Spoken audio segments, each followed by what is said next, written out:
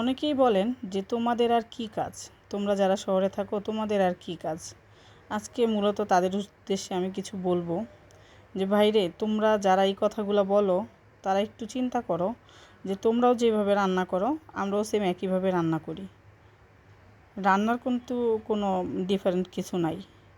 তো এই কথাটা শুনলে খুব খারাপ লাগে যে তোমাদের আর কি কাজ, তোমরা তো শুধু খাও আর ঘুমাও, একটুখানি জায়গার মধ্যেই সব কিছু থাকে, তোমাদের পানি টানতে হয় না, তোমাদের উঠান ঝাড়ু দিতে হয় না। তাদের উদ্দেশ্যে মূলত বলছি, যার যার কাজ তার তার কাছে সমান। কারণ আমার কাজ আমার কাছে অনেক কিছু, তোমার কাজ তোমার কাছে, আমার কাজের ধরন একরকম, তোমার কাজের ধরন একরকম, কিন্তু রান্নাবান্না খাওয়া দাওয়া এইগুলো কিন্তু সবারই একই রকম।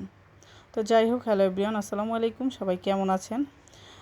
গল্প করতে করতে আমার কিন্তু মোটামুটি রান্নাটা শেষ হয়ে গেল। তো আপনাদেরকে একটু দেখাচ্ছি যে রান্না কিন্তু সবাই একই প্রসেসিংয়ে করি, রান্না কিন্তু কেউ আলাদাভাবে করি না।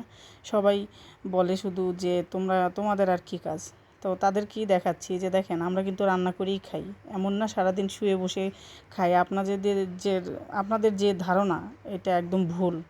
আপনারা যেরকমভাবে রান্না করেন আমরাও সেম একইভাবেই রান্না করি। আর রান্না করতে কিন্তু অনেক পরিশ্রম লাগে, অনেক কষ্ট হয় এই গরমের মধ্যে এইভাবে রান্না করতে। তারপরে যদি মানুষ এই ধরনের কথাবার্তা বলে তখন কিন্তু শুনতে খুব খারাপ লাগে।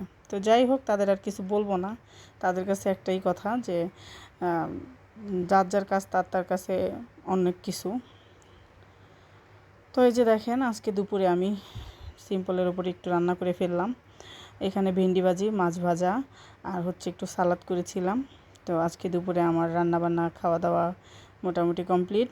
তো ভিডিওটা আমি এখানেই শেষ করব, আর বেশি বড় করব না। তো আল্লাহ হাফেজ।